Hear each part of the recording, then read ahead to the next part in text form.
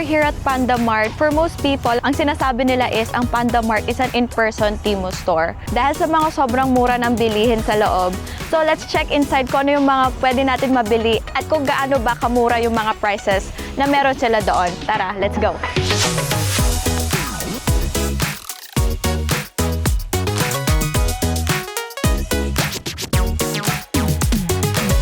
Pagpasok mo pa lang, mapapansin mo agad kung gaano kalaki yung place. According to the company, may more than 30,000 products dito. Parang kailangan mo talagang maglaan ng oras para maikot lahat. Pero obviously, ang pinaka-interesting dito, yung presyo. Surprisingly, hindi ito Canadian company. Panda Mart actually started in South Africa in 2010. From one big box store, lumaki ito into an international discount retailer with stores across different countries. And noong September 2025, dumating na sila dito sa Canada. And dito sa Scarborough, ang first Canadian flagship nila. Kung napapansin nyo dito, maraming mga items dito na manufactured overseas. So, Panda Mart is a retailer. So, hindi ibig sabihin lahat ng mga nakikita natin dito is sila yung gumawa. And they're sourcing from major Chinese wholesale. So, kung may nakita kang item na made in China, hindi iyon necessarily surprising. That's part of the global supply chain behind this type of discount retail. Basically, the idea is Panda Mart source products in large quantities, bring them into the stores and sell them at a low price. So, hindi lang ito yung typical na discount store na nakikita natin randomly everywhere. Ito is parang hindi ka lang bibili ng isang bagay. Maramihan ang mabibili mo dito. Marami silang sections dito. Meron silang kitchenware, sports, home decor, luggages, name it. Nandito lahat yun. Okay, so enough with the explanation. Let's actually shop. So, tingnan natin kung ano yung pwede kong mabili for today. Ay, ang cute! $1 lang, oh. Actually, parang pang kids to, eh. Pero kapag aesthetic yung hinahanap mo, pwede na to. Mukha siyang glass from afar, pero it works. Kunyari, nag-organize kayo ng party, ng event, tapos gusto nyo bumili ng maramihan na pare-parehas, Panda Mart has everything. Pero alam mo, yung mga ganitong klaseng products, may kita nyo talaga to usually sa Temu. Kung familiar kayo dun sa app na yun, maraming mga variety products dun na pwede kayong mabudol. So, ang sinasabi ng iba dito, ang tawag nila sa Panda Mart is in-person Temu store. So, feeling ko nga, ganun yung atake niya kasi sobrang mura ng mga bilihin, $3.99. I think the least na nakita ko is the least na nakita ko is 40 cents, which is yung nail polish kanina. So, yun yung gusto ko rin makuha sana. So, ito, gusto ko sana to pero hindi siya tunay. Alam mo yung feeling na gusto mo magkaroon ng artificial plant pero at the same time gusto mo may inaalagaan ka. So, this is not the place. So, yun. Cute!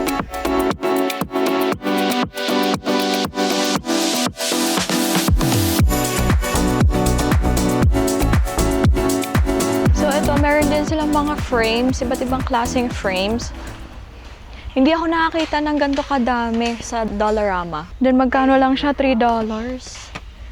Well, if you see the quality, lightweight, tapos parang hindi nga siya magtatagal. But at least, di ba, kapag bumili ka dito, you save a lot. Tapos, kahit pa paano, maybe seasonal, you can change kung ano yung sa loob ng bahay nyo, ng kwarto nyo, para hindi kayo nagsasawa.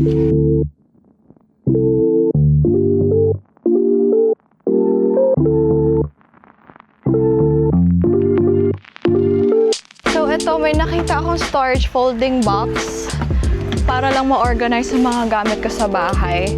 So, ito, nakita ko, it's $21. So, okay na siya. Hindi ko lang alam kung magtatagal siya do. Pero kasi ang cute, may gulong. I'm not sure kapag nalagyan ko na siya, magugulong pa rin siya.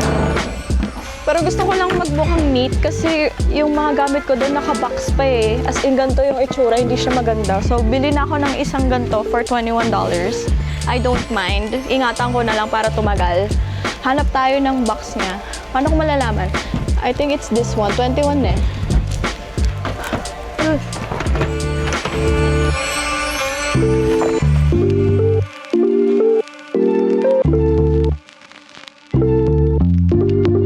Is Panda Mart worth visiting? I guess yes, pero it depends on what you're looking for. If you're furnishing a home looking for inexpensive organizers, decorations, kitchen accessories, party supplies, or just want to browse around, there's a lot to see. At dahil regular na nagbabago ang mga paninda dito, possible na may iba kang makita sa bawat pag-visit mo. Mabilis nilang pinapalitan ng mga products sa shelves at regular din silang nakakatanggap ng mga bagong shipment. But I don't recommend na basta-basta lang kayo bibili dahil lang mura. Tignan nyo muna kung anong material ang gamit, i-check ang quality, and ask yourself, kailangan ko ba talaga to? Pero kung nasa Scarborough ka o kahit saan dito sa GTA, I definitely recommend na puntahan at i-check out nyo at least once.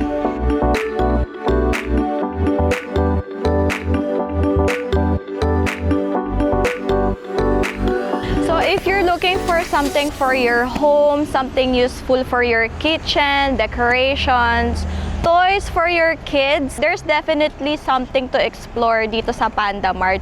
And for me, I have this one because I think this is going to be useful sa pag-organize ng mga gamit ko sa bahay, lalong-lalo na sa kwarto ko. Am I gonna come back here? Maybe yes, if may kailangan na akong bilhin na pang maramihan. So kayo, let me know kung nakapunta na kayo dito sa Panda Mart. Tell me, ano yung best find nyo dito sa Panda Mart. So again, this is Dre. See you again sa next vlog. Bye!